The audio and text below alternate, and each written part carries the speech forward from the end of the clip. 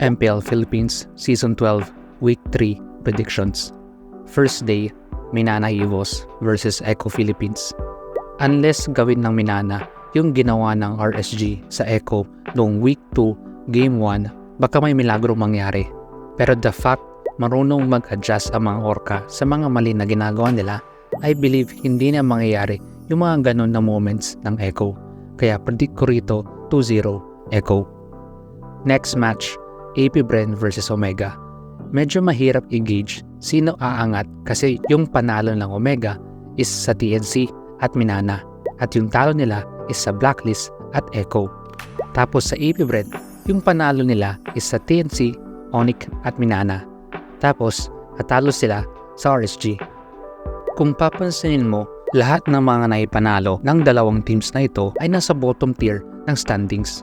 Pero kung ibibase ko sa observation ko kung paano maglaro yung dalawang teams na ito, mas malinis and mas synergize ang AP Bren kaysa sa Omega.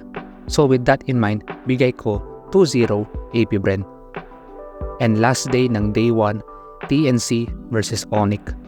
I believe aabot ng 3 games ito kasi Week 3 yung end ng first half ng regular season. Ito na rin yung start ng habulan na ng points para makapasok sa playoffs. Pero unless may something pa na ibubuga yung TNC, ibibigay ko ito sa Onyx 2-1.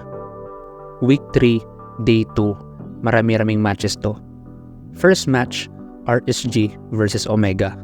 Kung ibibase ko lang sa last 2 weeks ng matches nila, mas in favor ako sa RSG lalo pumalag sila sa Echo and AP Bren, which nakakuha ang RSG ng isang game sa Echo at nanalo sila against AP Bren. Kaya with that alone, bigay ko ito 2-0 RSG. Ito yung isa sinabangan ko, Echo versus AP Bren. Feeling ko, abot ito ng 3 games pero bibigyan ko ng edge yung Echo in terms of adjustment.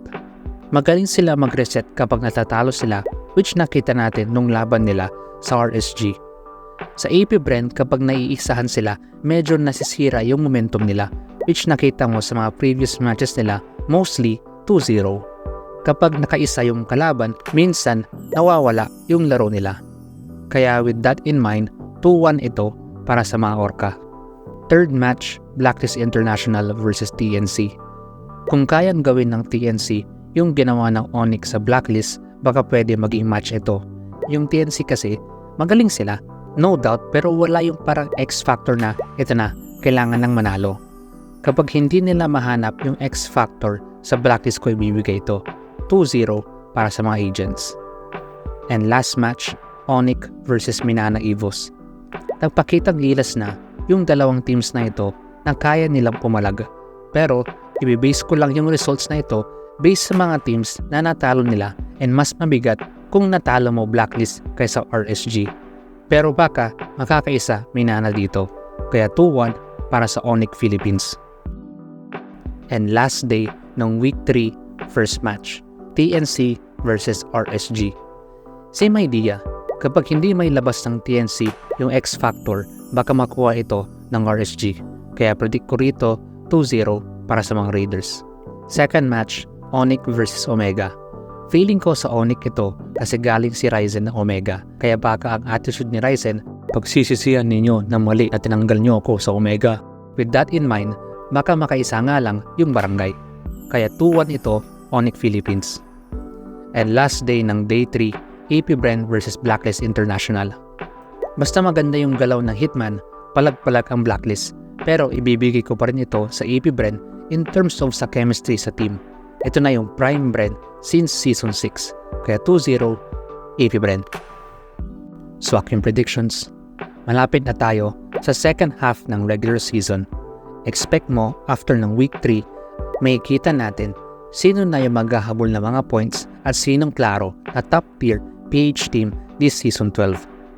Ano man na prediction, kung panalo, nanostra natin yan. Kapag hindi, edi sumigi ng konti yung mga sumpa natin sa mga teams.